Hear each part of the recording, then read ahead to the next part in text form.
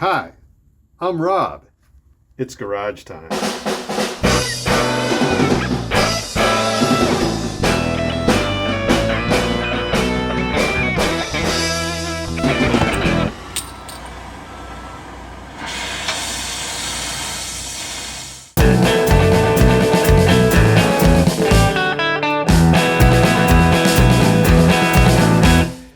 Hey everybody, welcome to the garage. It's your old pal Rob. I know that you're probably not going to see this video until sometime during the summer of 2025. And I may seem like I am overdressed, but just so you know, it's April 12th, 2025, and it snowed today. And it's a bit chilly out, which means it's cold in the garage. So here I am. Anyway, what we're doing today is checking the valve clearances prior to the track days that I'm going to do and the race weekend that I'm going to do that will already have happened by the time you see this. Okay, slam on the brakes a little bit. So that did not happen. I did not go to my first Cyclesmith track day on the 5th of May, and then I did not go to my first USCRA race at the end of the month. And that is because I have a cataract in my left eye. And because I'm a new racer, I'm a bit of a beginner, I still didn't feel comfortable getting out of the track and hauling ass with everybody else when my left eye is not seeing things clearly. So I'm not racing this year, but I'm still working on this thing once more with feeling. This is a long video. This is what it took for me to remove the cam cover, remove the cams, and get to the adjustment shims so that I could adjust the valve clearance on my Vitpilen 401 race bike. This process that I went through will also apply to the Vitpilen 401, the KTM RC390, and the KTM 390 Duke, up to and including the 2023 model year. For people who own Vitpilen 401s or Vitpilens or KTM RC390s or 390 Dukes, and you do your own work and you're interested in seeing what it takes to adjust the valves, you might find this edifying and helpful. So let's go back to the other Rob that's interrupting the first Rob. Once more with feeling. Let's get on with what's going to happen to this thing in this video. And so now we will jump back into the past to April 12th, 2025. Once more. So let's break out some tools and make that stuff happen. As I am so fond of saying. Let's make things happen. What a difference 2 or 3 days makes. It's beautiful out today. And before we get to taking any of this apart here, we got to clean it out because it's got some dirt and dust in there. I don't know how that could be.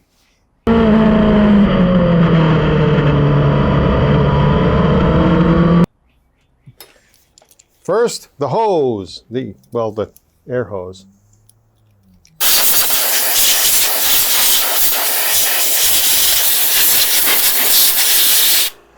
Prepare the poison.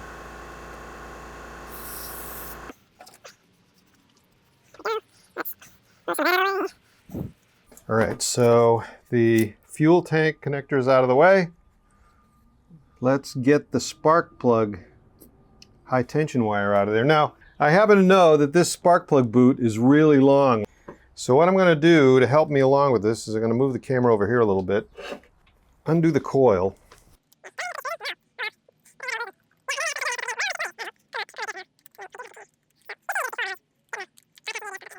The coil gets pulled out. It has this small snap connector right here. I can, boom. Okay, so there's that. I'm going to show you what I'm talking about this here. Boot comes up. There's, oh, see what I mean? It's about 4 miles long. Yay. There we go. Come here, you. In the Husqvarna service manual, it says you got to use a special tool, but that special tool happens to be a 14mm socket with a built-in universal. There. Okay. In you go. Once more with feeling. There we go. Okay. Oh, look! It came out with the tool. There we go. Oh, that doesn't look bad at all. That looks pretty good. All right. Now, there's this thing right here. But this one, what do we got here? Oh, all right. Boom. There it is. Move you out of the way.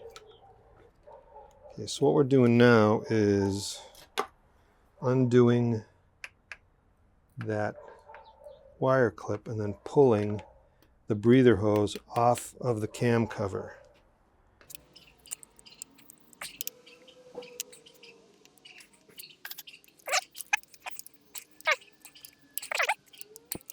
There we go. Come on. There we go. All right, 10mm. That's what we're looking for.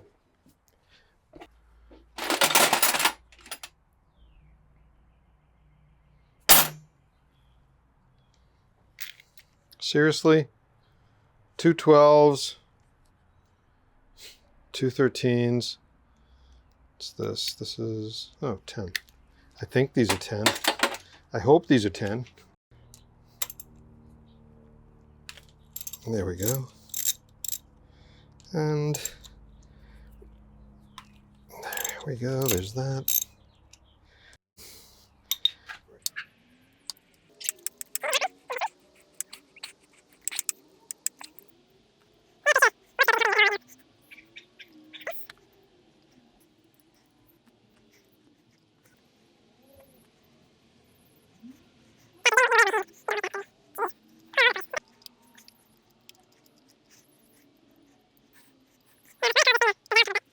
Now,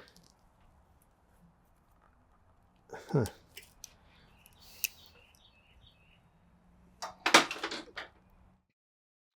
see what we got here. Oh, there we go. There's the... Yeah.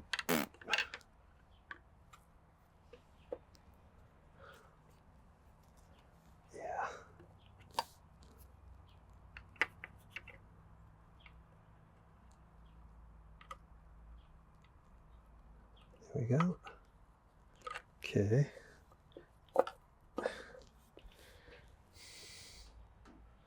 I am pretty sure this thing's going to be a giant pain in the ass to get out. Let's see.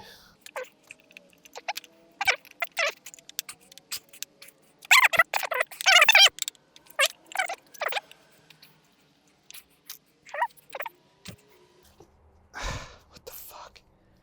Seriously? Let's move the main harness, shall we? Yeah.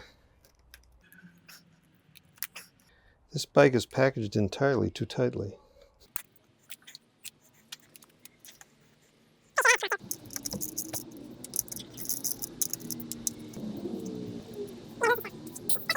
And one of the things I got to remove is this cover and the electronics unit that's underneath it, so that I can get the main harness out of the way.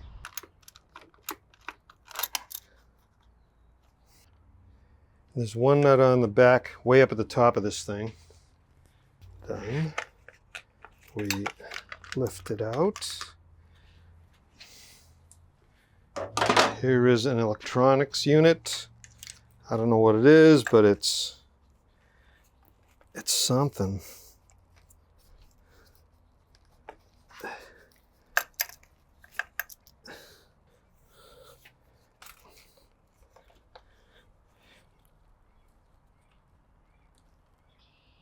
There we go. Okay, we got that.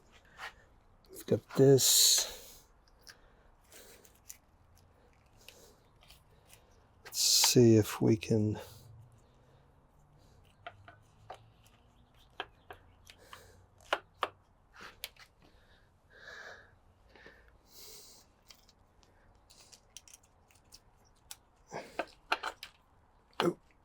Come on. There it is. Zizz. What a pain in the... Okay, and there's the gasket with the camshaft seals.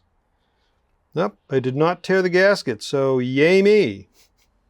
Then it says to pull this gasket off. Pull the gasket off of the spark plug. Well, down into which the spark plug lives. Cool, okay. This right here is a tool for removing trim buttons on automobiles. But I'm going to use it to lever this thing out. There. So that.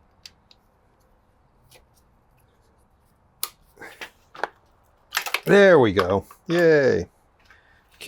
Okay, so now what we got to do is take that cover off so that we can see the timing mark on the alternator. Where's my special tool?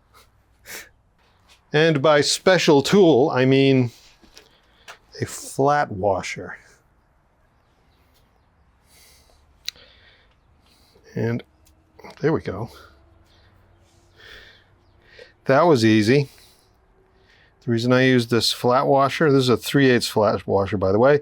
You don't have to use a metric washer if you don't want to, is because, as you can see, the slot in the cover is curved. So that works pretty great.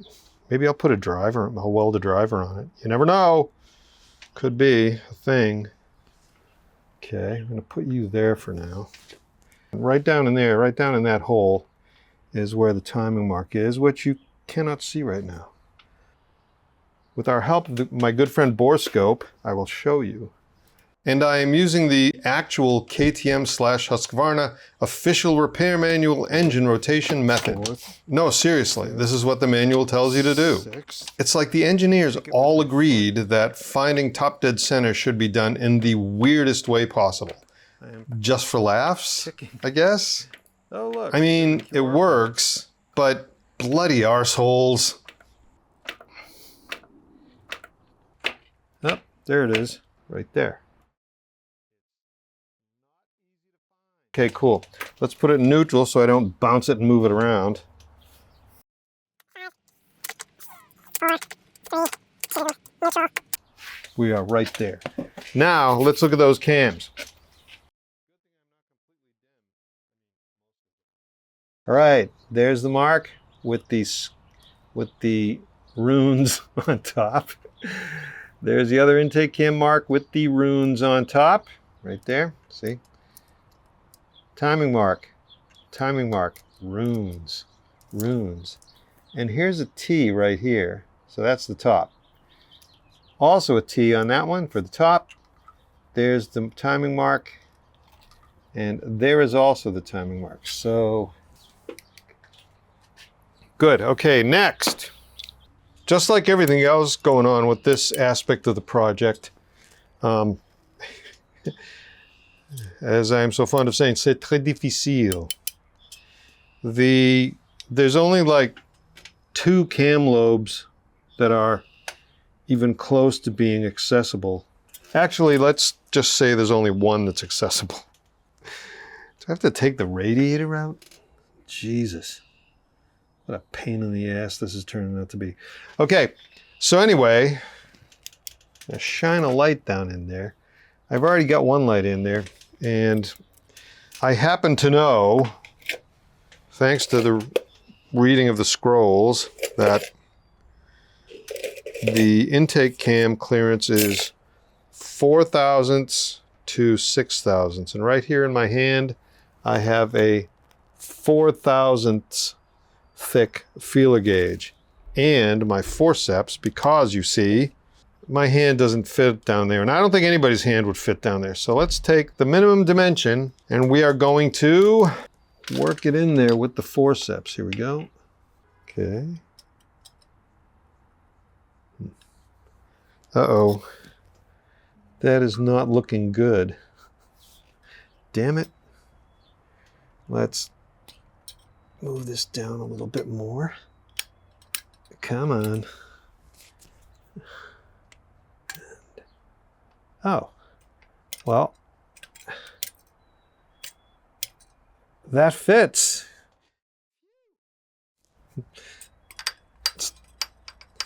Let's do that again.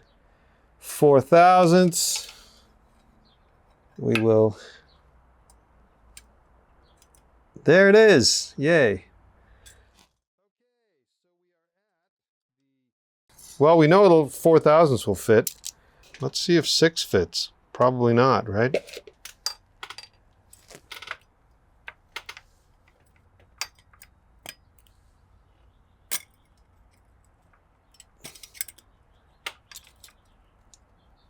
Nope, 6 does not fit. So we're good. It's 4 mils on that one. So let's write it down. Calling this one intake lobe 2 and that intake lobe 1 because it's closest to the cam gear. Okay, so intake lobe 2, 0.004. Now how the heck am I going to get that into there? As you can see, there is this is the cam bracket. It has the journals in it and it's one big piece. And so maybe I can fit it through there under that lobe. Let's see. I don't know how the hell this is going to work.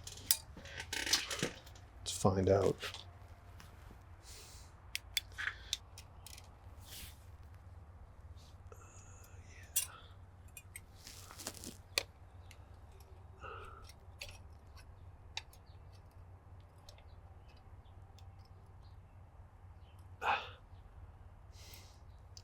That ain't looking good.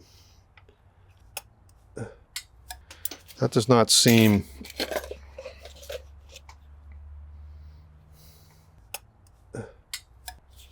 Okay, let's try the 2 mil.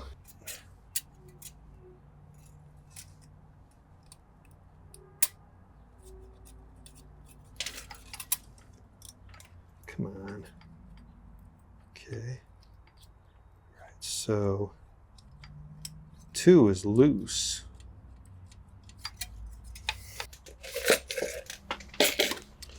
Here's 3.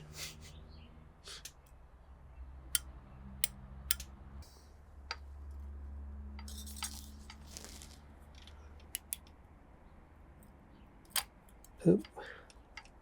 No. Come on. You suck. Oh. Oh, so 3 is relatively loose as well.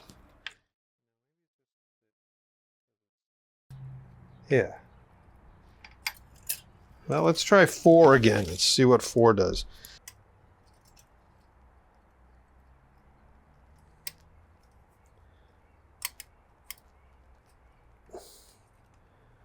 Nope.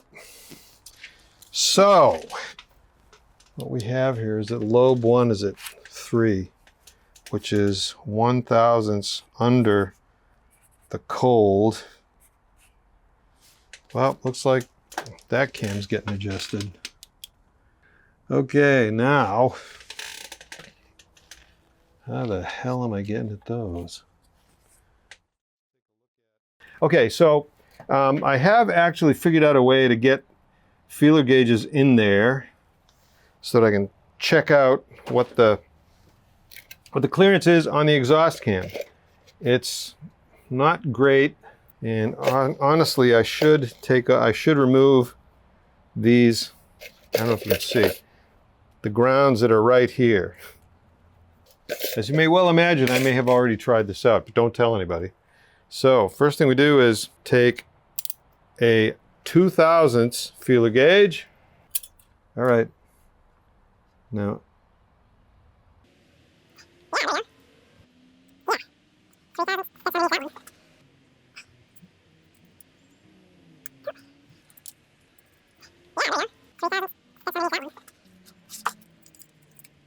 both exhaust cam lobes are at 3 thousandths. Let's try 4.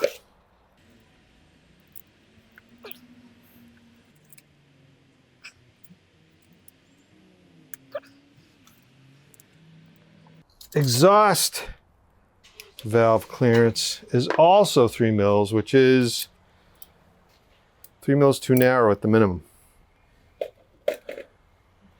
Let's take a couple of notes here. We're looking at the notebook, and here we have the diagram of the cam, the sketch of the cam. Here's the cam gear. Here's what I'm calling lobe 1, closest to the cam gear. Here's what I am calling lobe 2, farthest from the cam gear.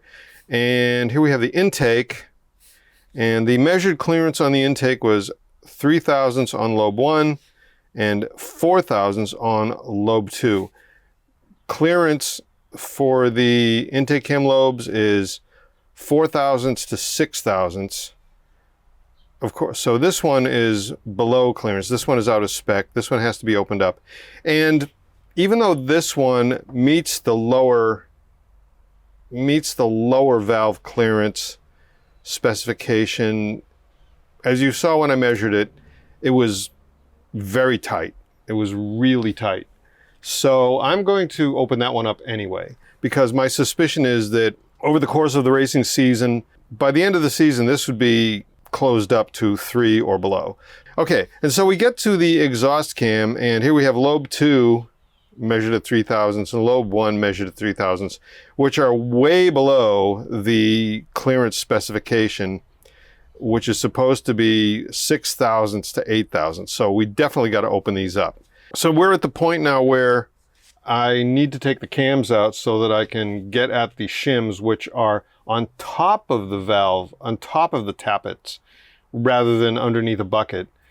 Thanks to these clever little finger followers, the cam goes around, hits the finger follower pushes down, then there's the valve beneath it, and in between those, what can we use for a...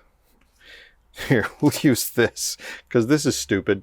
In between those is a shim of varying thickness. So the way you adjust the valve is to pull out the cam, raise the finger follower, remove the shim, replace it with in this case, a smaller shim that would increase the clearance between the cam lobe and the finger follower, and then go through all 4, do all 4 of them, and then close things up.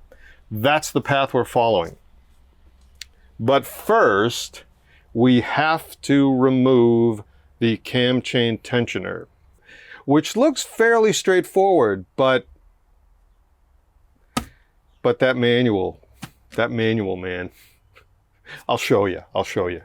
So next on the camshaft removal hit parade is to remove the cam chain tensioner.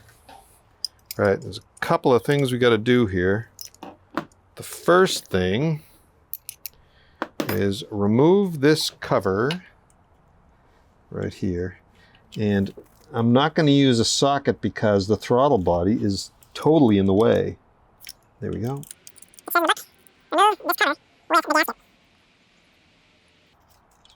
There's that. Okay. Right. Wait, where's the gasket? Oh, there it is. Oh, it's an O-ring. I'm not taking that out. So I don't mangle the O-ring, let's do our best to poke it out of there. Huh? Oh, got it. There it is. So we go here, page 288, and the first thing you're supposed to do is make sure the engine is at top dead center, which we did. Remove the screw with the O-ring. We just did that. Turn the release screw clockwise. So here is the entry in the Vitpilen 401 repair and service manual that talks about removing the cam chain tensioner.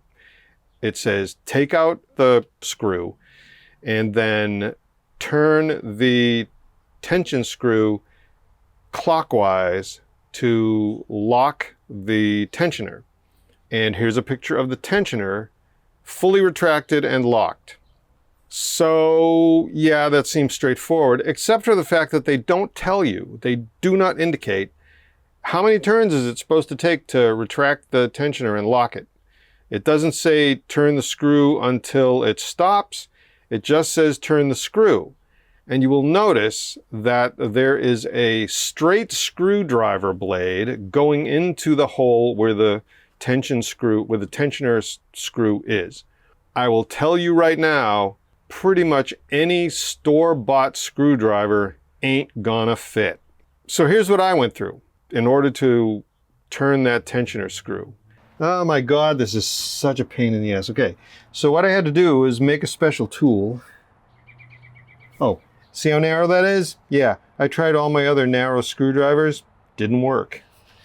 So this one has been filed down and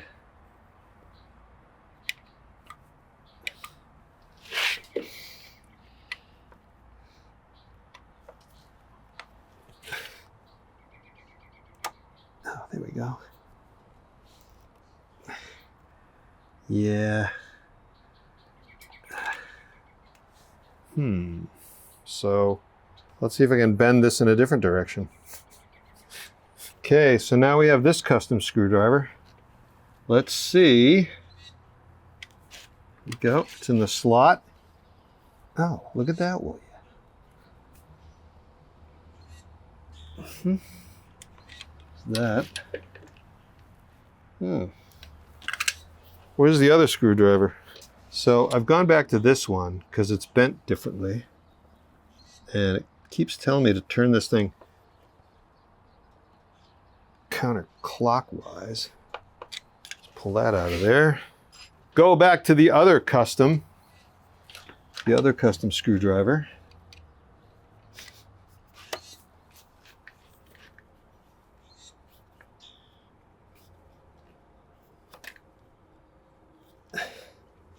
Jeez. How far am I supposed to turn this?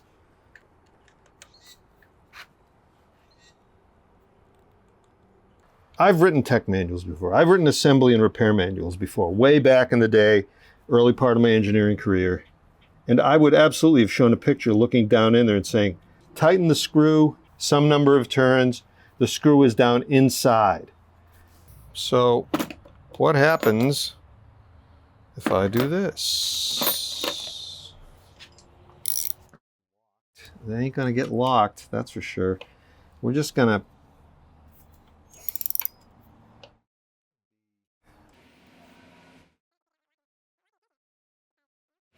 there's one.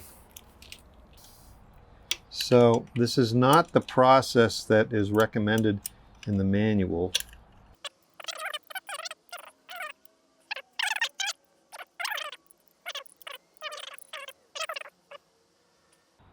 I don't think there's going to be enough room for me to get this screw out, you know?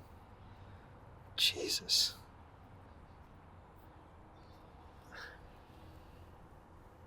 Because, you see, this thing, the throttle body's in the way. God damn it.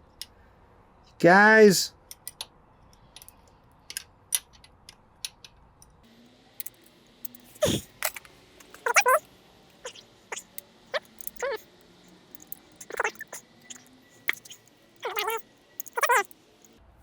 There's nothing easy about working on this bike. Nothing.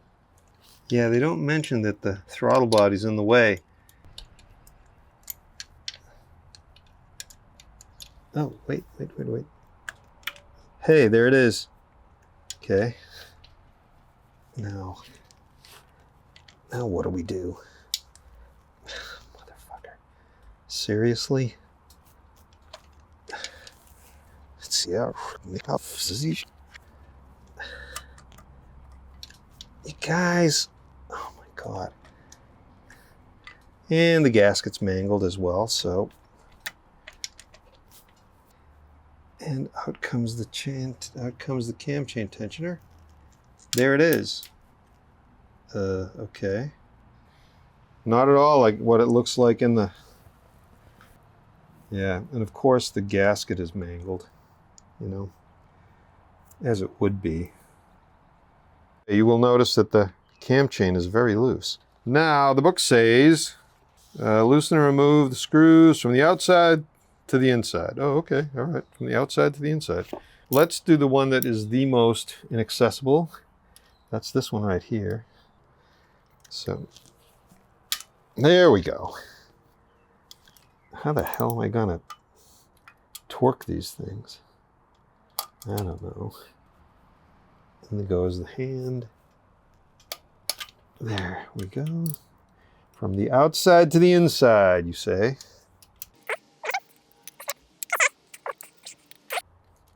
The black screw goes there.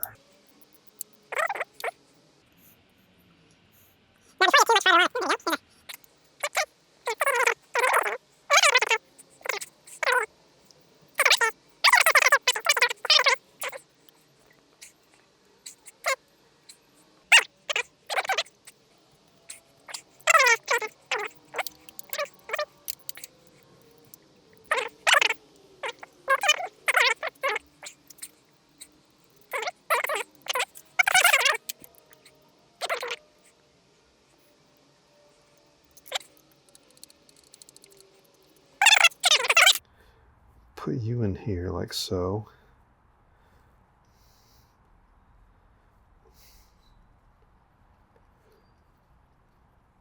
There's that. It has to say for itself. There we go. No. Ah, there it is. Yay. One of my better ideas. There we go. Okay. There is the camshaft holder. These things are oil squirters. Look at how nice and clean those bearing journals are. They're beautiful. Now, remove the camshafts. Grab the exhaust cam.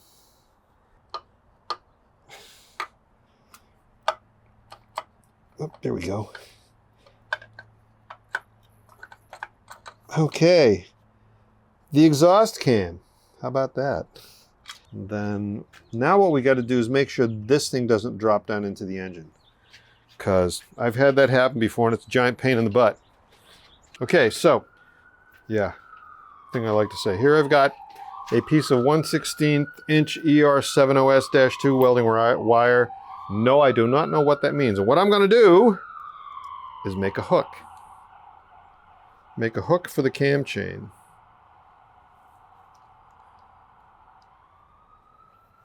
There we go. There's that. We don't want to hook it up too high. We just want to hook it up high enough.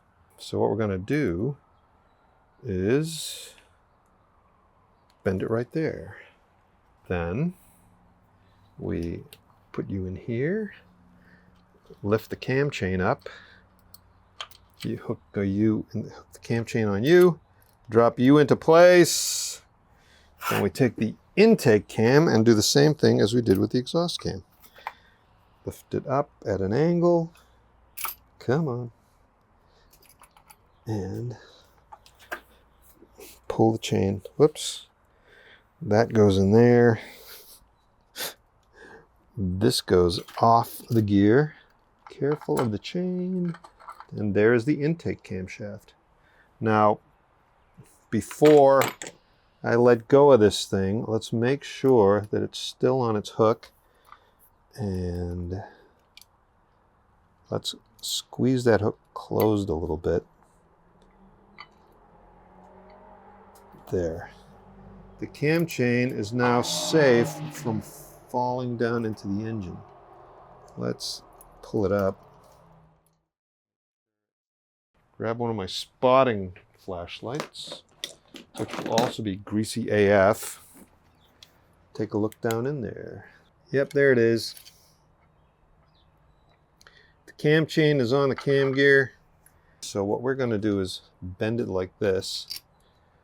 Yep, and scratch the paint so that it's, hold it up tight so that it stays on the cam gear. There we go. Yeah. It's good if you turn on all the cameras, which I did not do. So we're out here today, April 19th, I believe.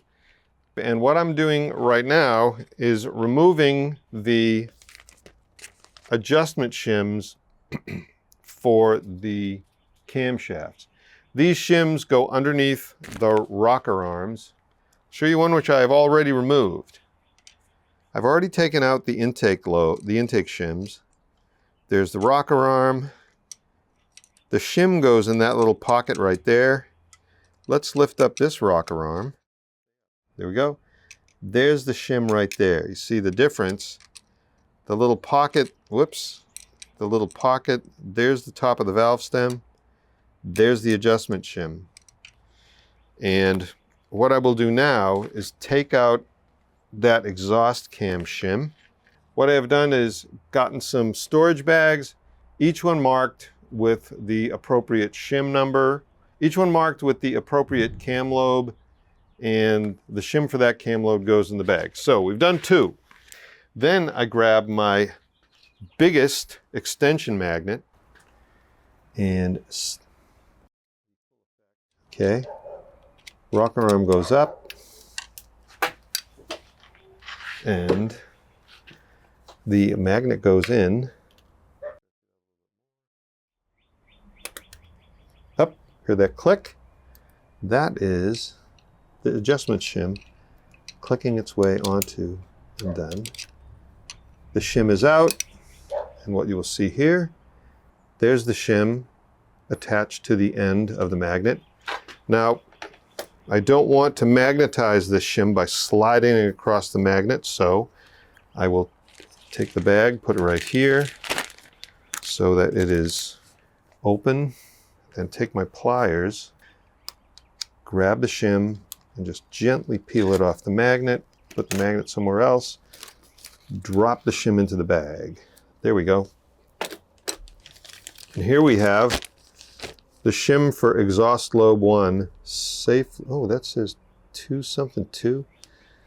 They do have numbers on them, but the numbers get wiped out by being rubbed on by the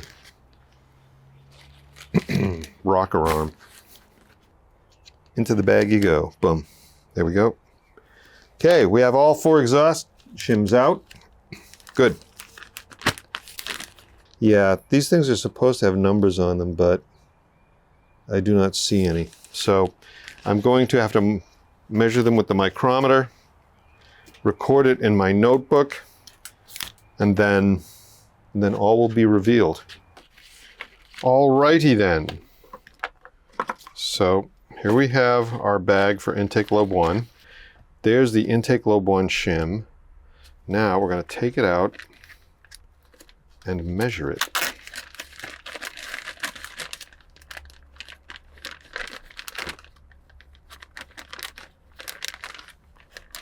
I've got the nitrile gloves on so that I don't drop nothing. Here we go. Okay, so first we're going to look at it and see if there's any numbers on it.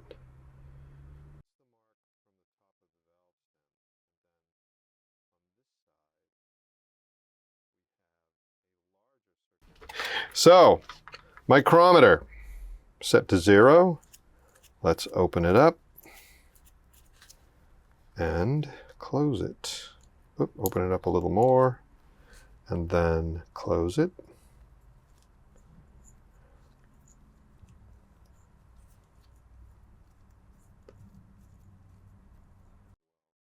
Okay, so 0.097. 0.025, 0.050, 0.075 plus another 21.5 thousandths of an inch. Let's see, what do we got here?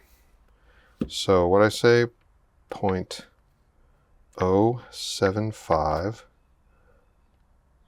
plus 0.0215 equals 0.0965, 0.0965, it's showing me 0.097. And when you've got a half of anything, when you're rounding, you round up to the next whole number. So intake lobe 1 shim is 0.097. 0.097. Right. Okay. Let's do some math and figure out what that is in millimeters. 0.0. You know, off you go. There. 0.097 divided by 0.03937 equals 2.463. Yep.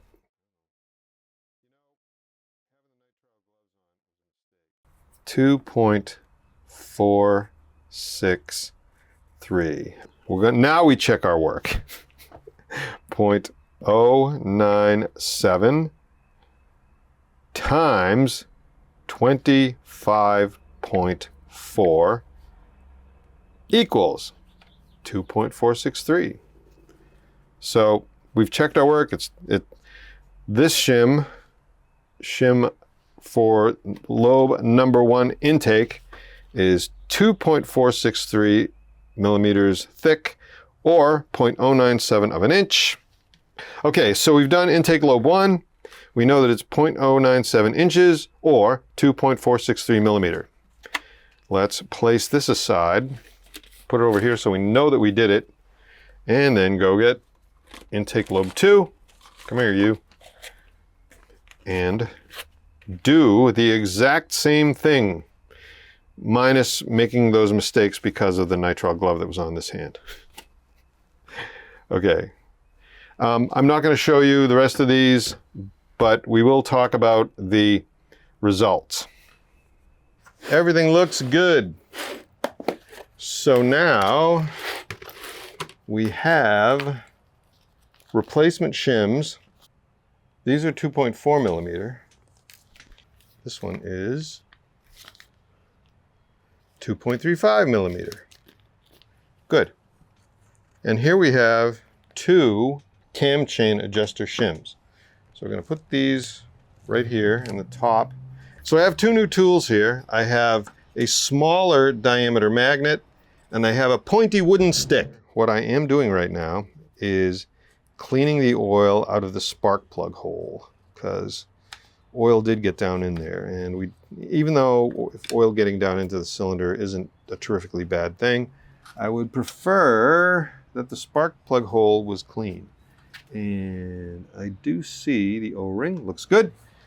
All right, let's put these shims in. First of all, let's see what we got here.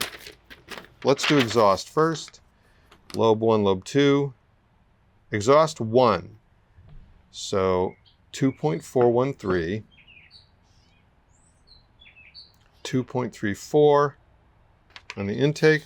We have 2.39 and 2.42. So exhaust number 1, which is this guy right here, is going to get a 2.4.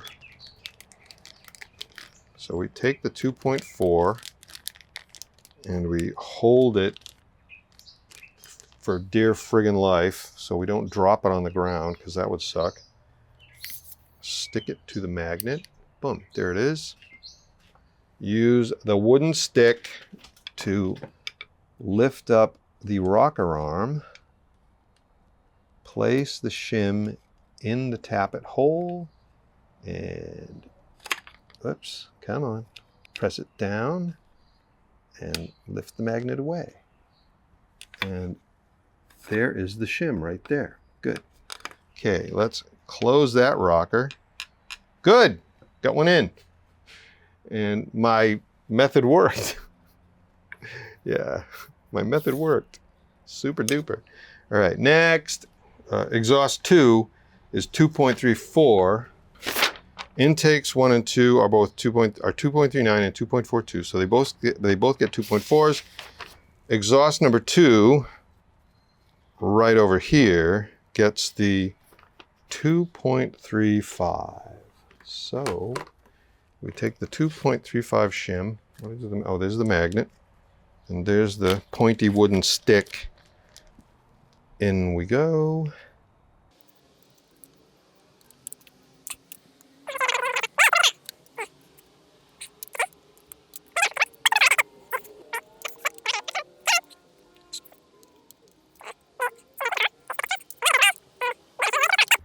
Yay, I did it! All 4 shims are in. Nice. Let's put some camshafts in there, shall we? Turns out that these camshafts are not marked exhaust right hand, intake left hand. And the way to tell the difference, because they look very much the same, is that the exhaust cam has this little bob weight on it. I don't know what it's for, but that's how you tell the difference. Okay, so now oil those journals, shall we?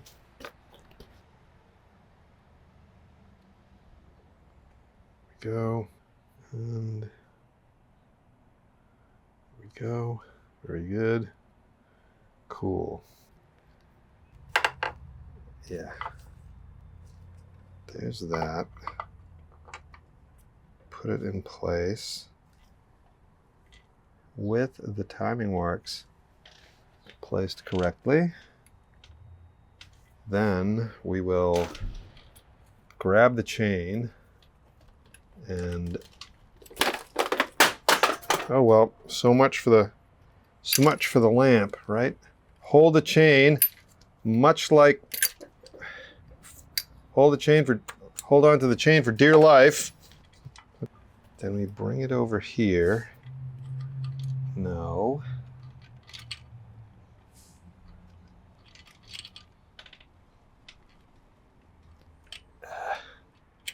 There we go. That's correct. So it's around the exhaust cam, so it's not going to fall down into the engine. There we go. Oil. And more oil. There we go. Yep. More oil. Yay. Intake. Yikes.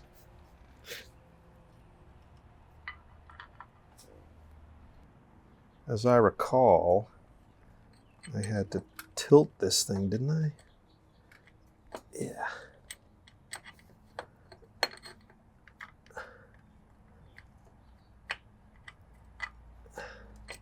Hey, I did it. Yeah, okay. But it's not quite there.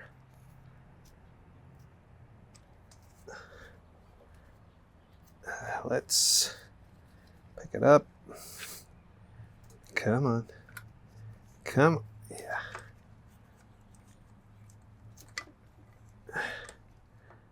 Let's see if we can get it one tooth over. Yeah. Plop it back into place, right? That seems about right, doesn't it? No, one more tooth. What about you? How are you doing? You look good. You look just like you did. Okay. Tilt it. I don't know if you guys can see what I'm doing on the... Yeah, one more tooth in this direction.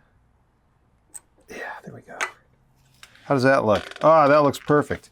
The timing marks look good. Let's bolt those things in. Yikes. First, more oiliness on journals.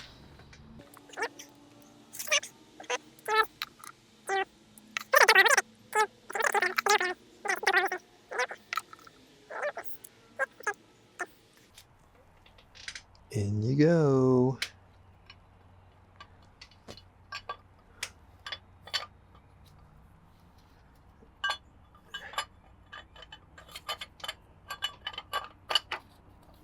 Da, da, da, da, da. Okay, now let's put some bolts in.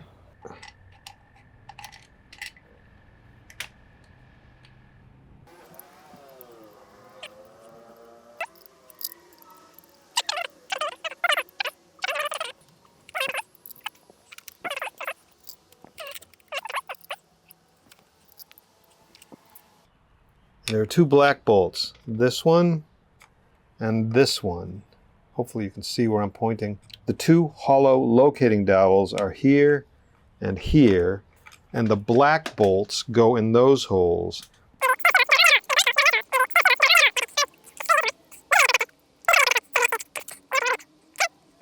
Look at me getting it all put back together. That's cool. Let's torque some bolts. The service manual reads that it's 10 Newton meters, which is 88.8 inch-pounds. So I've set my torque wrench to 89. Let's get in there and see what we got. There's that.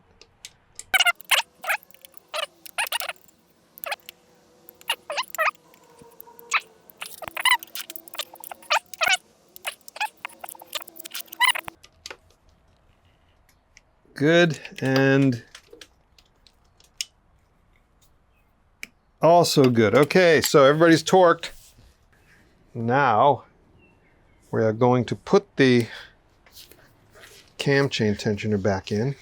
And they say to use some a particular Loctite sealer, but I prefer to use good old Permatex Aviation Formagasket.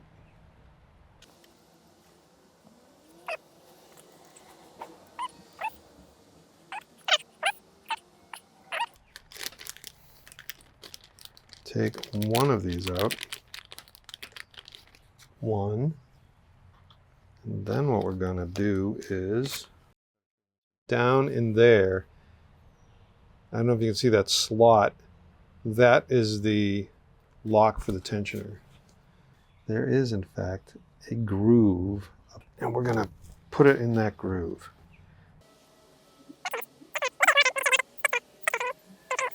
So we have our gasket, we put it over, we stick it on there with the Formagasket. We put that top bolt through anyway. And then we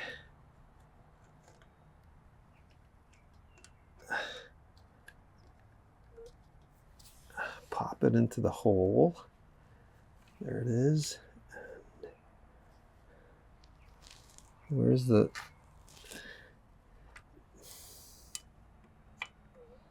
Yeah, come on. There it is. There we go. Take the other one. In you go.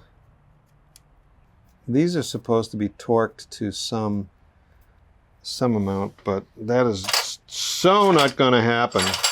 That's the throttle body with its motor, and it blocks this screw pretty effectively. Throttle body screw. As you can see, there's no way I'm getting a torque wrench on that. And it's also the reason why the top screw must be put into the tensioner housing prior to installation. Pain in the butt to screw this thing in by one flat at a time. I'm pulling the unlocked and extended tensioner into the cylinder head by alternating between the two bolts so that the tensioner draws in evenly on the cam chain.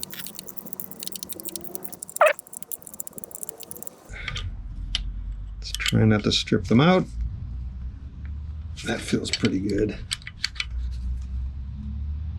Also pretty good, yeah. I pronounce that thing connected, yeah. Now, as you saw during disassembly, I didn't retract and lock the cam chain tensioner as shown in the manual. I wanted to make sure that the tensioner was released with full pressure on the chain, and I knew that trying to use the bent screwdrivers again, I would have had the same problem as before. So, here we have a special tool. This is a long extension that I made to do a special task at my old day gig. And it so happens it's going to work really great. And I have a small flathead bit, like this is like a number 1 maybe, that will fit in the end of this thing just the right amount into this internal hex that happens to have a rather strong spring that will grip that just right. And as long as I don't press too hard, thread it through. Come on. There. We get it into the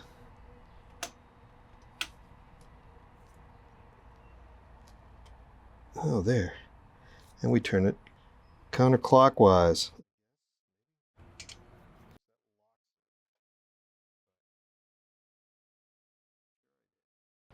Now this, the O-ring is already on there.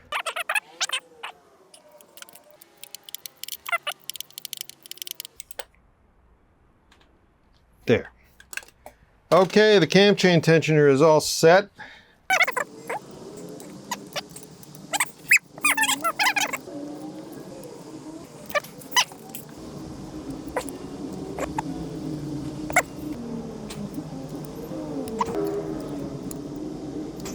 Let's put the cover back on.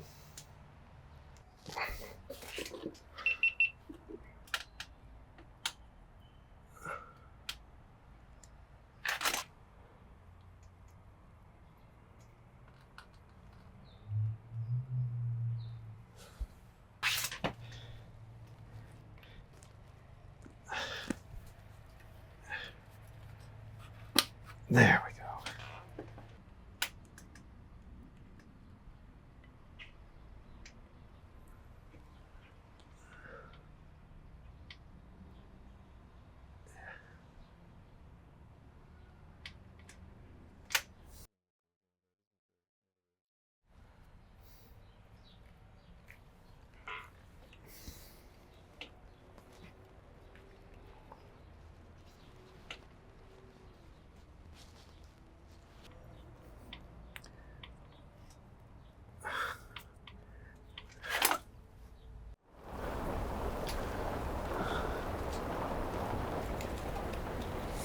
All right, so today, it's a day later, and the reason it's a day later is because I lost the O-ring that seals the spark plug tube to the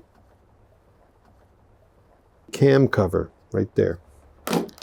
So what I did was I measured the OD of the spark plug tube, and I measured the ID of the spark plug tube hole in the cam cover, came up with a number, and so I have here one that fits perfectly. So let's paint some oil around the spark plug tube like so.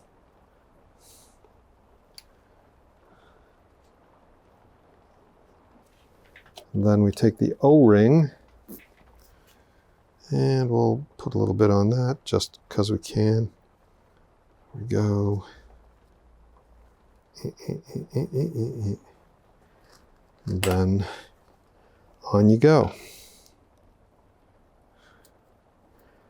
Frickin' perfect, you know. You will have seen me struggle to get this thing off the top of the cylinder head and out of the chassis. And I do believe I got it out by pulling it up through the top. But I'm not going to do that this way. I have discovered an improved and better methodology. Here's what you do. You take it like so with the vent tube that's going to go to the back this way, and the hump for the cam gears that way, and you slide it in like so. In you go. So it slides in this way. Then you rotate it this way. I mean, with some difficulty. Come on. I did this yesterday. I did this yesterday and it came out okay.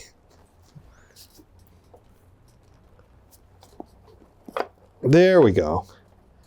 Come on.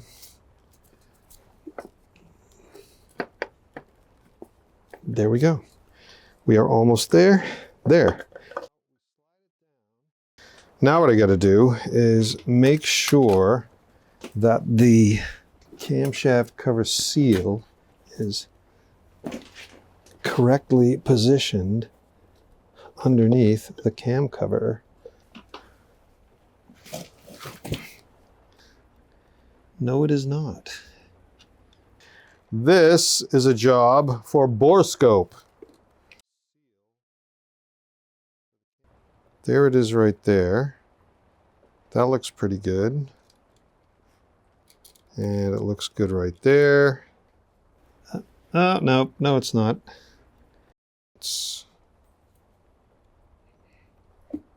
There we go. That's better. Give it another squeeze. Yeah. Yeah, we are on. Good. The appropriate camshaft cover bolts.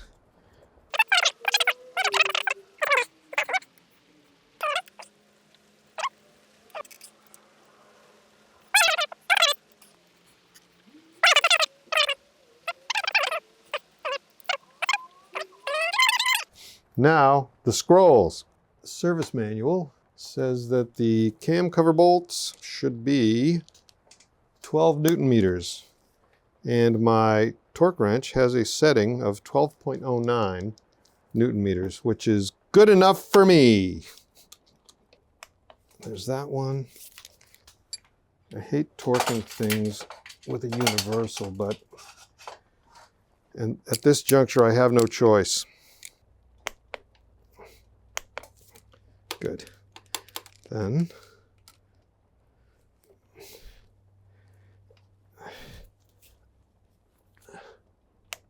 there we go. And then just poke that one on there straight. There. There. So, see this little rubber thingy here? So that little rubber thingy goes in the end of the spark plug lead, the spark plug cap. But it popped out. It holds the spark plug in place really nicely in the socket. This is a dinky spark plug. In you go. There we go.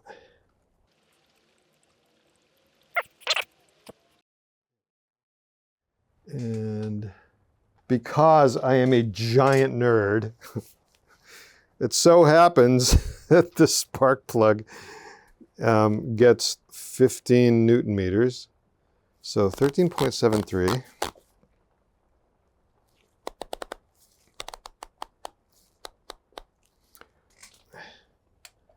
And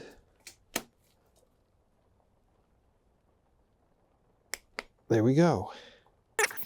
And so the last bit of reassembly went just about exactly in the reverse of the disassembly. The breather hose, the ignition coil, and the high tension lead.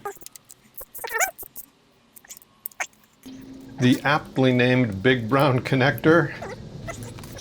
Here's one you want to make sure you don't forget. This connector right here with the red wire and the black-white wire.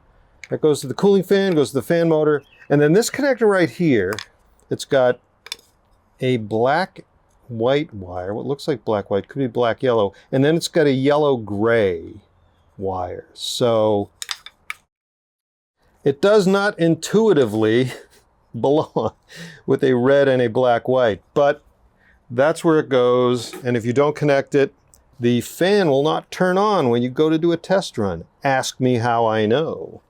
Get it together. Recognize you ain't gonna need any more advice. There's that. The forward electronics module, at least that's what I call it. I don't know what it is, and do I really need to? I guess not, maybe.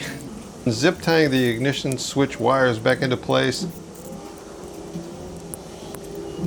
And then the gas tank, which I have in fact learned how to remove and install in the way that it says you should in the manual. Every time I do this, it gets a little easier. So, will wonders never cease. And then finally, the payoff. Okay, let's put some gas in this thing and see what happens. One of my big bottles. Oh, doing okay so far.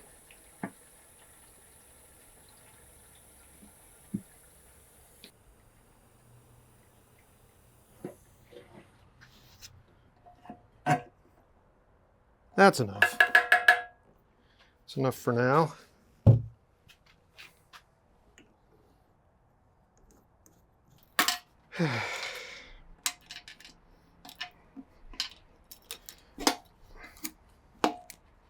Alrighty then.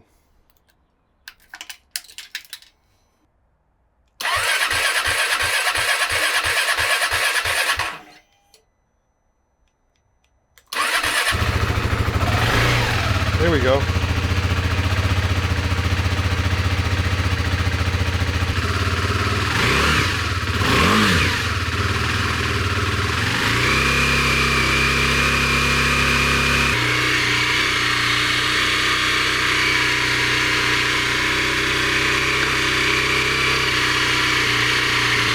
Cool.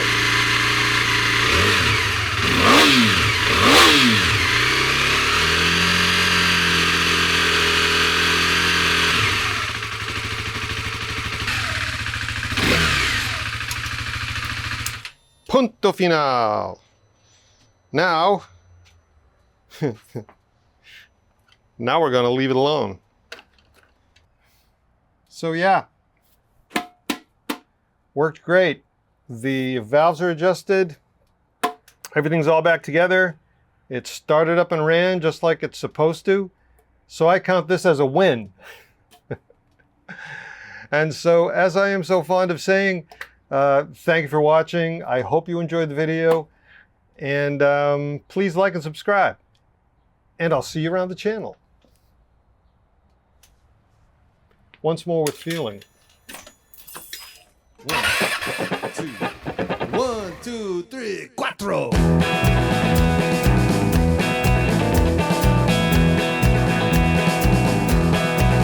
Well, my daddy, he raced stock cars a long, long time ago at New England's fastest quarter mile, doing old Westboro Road. He and Mom would rally around in their MGTD, but they bought a Porsche 356 the year my mom had me. I was raised by gearheads, this apple fell not far from under Daddy's tillage, messing around with cars.